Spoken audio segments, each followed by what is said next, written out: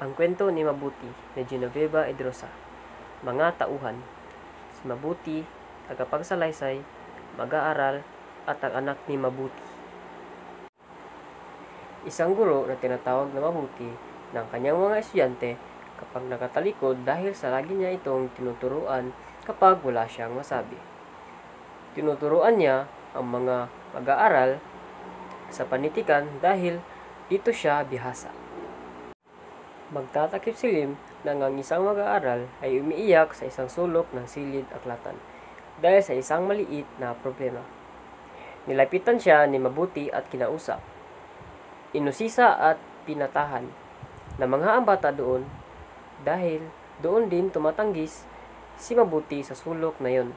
Tinanong niya si Mabuti kung ano ang dahilan ng kanyang pagtangis sa sulok ng iyon, ngunit hindi siya nasagot ni Mabuti. Simula noon, ang mag-aaral ay nagkaroon ng matinding damdamin sa pagtuklas sa suliranin ni Mabuti nang pilit ikinukubli ng guro. Isang araw, nagkwento si Mabuti tungkol sa kanyang anak mag-aaral na sa susunod na pasukan. Nasambit niya na nais niyang maging manggagamot ang kanyang anak, isang mabuting manggagamot. Bigla niyang narinig ang bulong-bulungan ng dalawang estudyante na ang sinabi ay gaya ng kanyang ama. Tumakas ang dugo sa mukha ni Mabuti na parang isang puting tela. Gayunpaman, siya'y ngumiti ng pilit at sinabing oo gaya ng kanyang ama. Sa pagkabigla at pagkakilabot sa narinig na'y nakuha pa rin niyang ngumiti bagamat pilit. Ilang araw din ang itinatagal ng pagkamutla ng kanyang mukha. Samantala, napagtagpi-tagpi na ng bata ng mga impormasyon, ngunit bigo pa rin siyang matuklasan ang lihim at suliranin ni Mabuti. Natuklasan na mag-aaral na naging malapit kay Mabuti na kasalukuyang nakaburol ang asawa, ngunit hindi sa tinitirhan ni Mabuti. Lubos na nauunawaan at nabatid ng mga mag-aaral na naging malapit kay Mabuti ang lahat at iyon ay nagpagaan ng damdamin nito. Ito naman ang aral na makukuha natin sa kwento ni Mabuti. Sa karakter ni Mabuti, masasalamin natin ang isang malakas na tao. Hindi pinapakita ni Mabuti sa iba ang kanyang kalungkutan dahil gusto niya ang nakita siya sa kanyang ng iba o ng kanyang mga estudyante o kabutihan o pagiging positibo. Sa panahon ngayon, napakaraming problema ang kinahaharap nating mga tao. Kakambal na yan ng buhay. Ang mga mahihina ay malulungkot at mawawala ng pag-asa. Ang iba nga ay nagpapakamatay pa. Ngunit sa kwentong ito ay nakita natin si Mabuti ay malakas niyang nilalabanan ang kalungkutan at mga problema niya sa buhay. Hindi siya pinahinaan ng loob, bagkus patuloy siyang nagpapatuloy sa buhay at nagagawa pa niyang mangarap ng mataas para sa kanyang anak.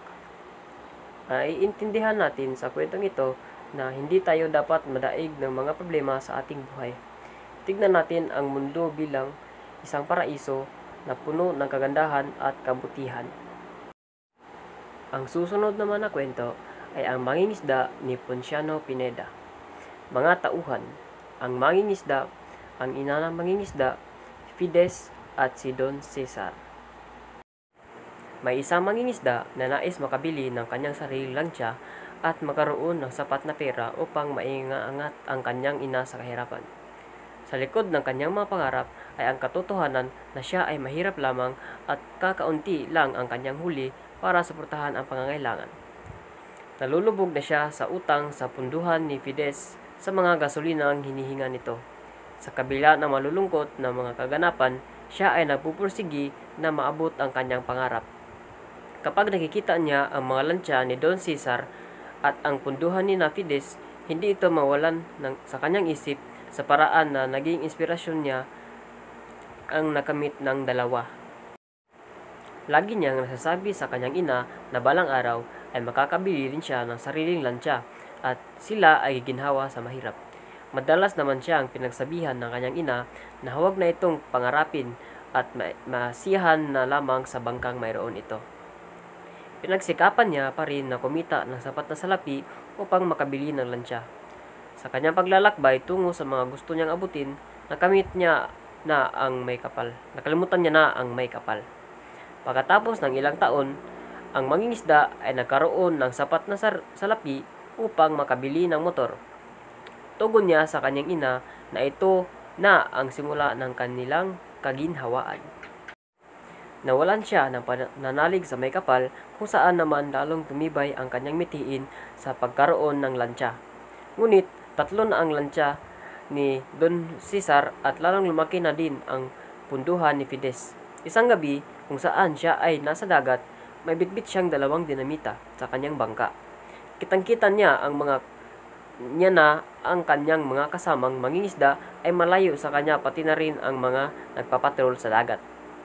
Kaya't naisipan niyang gumamit ng mga dinamita. Batid niya ay masamang dulot nito, pero ang kanyang pagmimithi sa pera ay bumulang sa kanya. Inilawan niya ang 2 dinamita, pero sa huli, ang kanyang mga kamay ang nasabugan ng dinamita. Nalaman niya na 3 na ang lansya ni Don Cesar at patuloy na lumalaki ang punduhan ni Fides. Nalalaman niya ang isang labas lang ng lansya ay nakapagbibigay ng malaking kita sa kanila. Lalo siyang nangarap sa mga lansya at punduhan. Ang 2 bagay na ito ang nagbibigay sa kanya ng lakas ng loob. Ito naman ang aral sa kwento ng mangingisda. Dapat tayo ay maging kontento at magtiwala sa may kapal. Huwag tayong basta-bastang gumawa ng desisyon na maaaring ikapahamak sa atin, at lalo na hindi dapat tayo mawalan ng pananalig ng may kapal. Ang susunod na kwento ay ang banyaga ni Liwayway Arcio. Mga tauhan, Feli, Eduardo at Nanay Ibang. Sa simula ng kwento, nilahad ang suliranin ng pangunahing tauhan sa kanyang pagbabalik sa kanilang bayan bilang banyaga.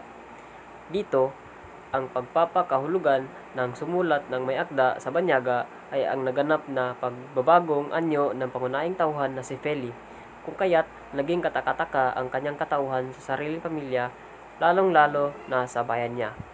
Sa simula rin, inilahad ang klaseng lipunan na kanyang ginagalawan. Ang siping linya ito, wala nang kumikibo sa tumitingin sa kanya, ay iyon din ang katanungang wari ay nababasa niya sa bawat mukha, sa bawat tingin, sa bawat matimping ngiti, may lakip na lihim na sulyap. Ay nagpapatunay lamang na naging malaking issue sa lahat ang kanyang pagbabalik. Naging laman siya ng usap-usapan ng mga kapitbahay niyang kung makatingin sa kanya, animo ay mababalatan siya ng buhay. Dagdag pa dito, sa simula din ng kwento, nilahad ang ibang-iba na ngayon ang lahat, at nauulinagan niya ang buntong hiningang kumawala sa dibdib ng matandang ali, kung saan nagpapakita lamang ito ng malaking pagbabago na naganap sa buhay ni Feli, na maging pamilya niya ang mayroon ding nasabi tungkol sa kanya. Sa kalagitnaan ng kwento, inilahad ng may akda ang dahilan kung bakit umalis si Feli at ng ibang bayan, kung saan nakatulong ito upang maunawaan ng mambabasa na hindi lang dahil sa walang ibang pagpipilian si Feli kung bakit siya lumuwas upang makipagsapalaran, kundi nadarama niya sa ibang bayan magiging masagana ang kanyang pamumuhay. Dagdag pa dito, ako nga si Eduardo. Ipinakilala din sa gitna ng kwento ang isang tauhan sa kwento na may malaking papel na ginagampanan sa buhay ni Feli.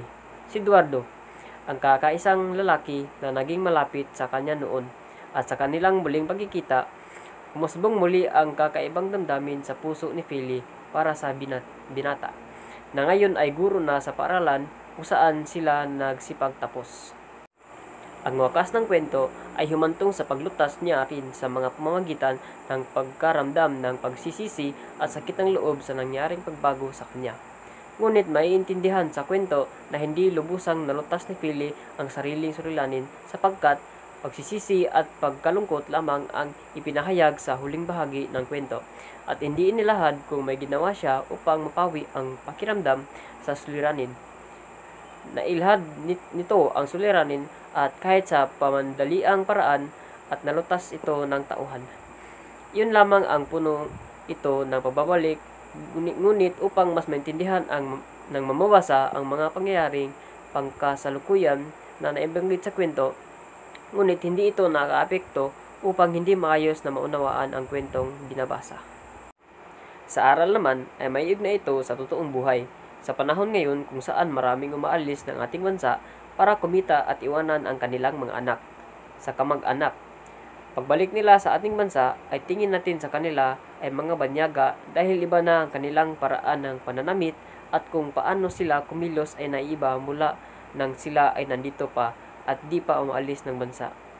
Maihahalin tulad si Phyllis sa mga OFW na nagtatrabaho sa ibang bansa kapalit ng maraming ipangbuhay sa mga pansamantalang naiwan sa Pilipinas.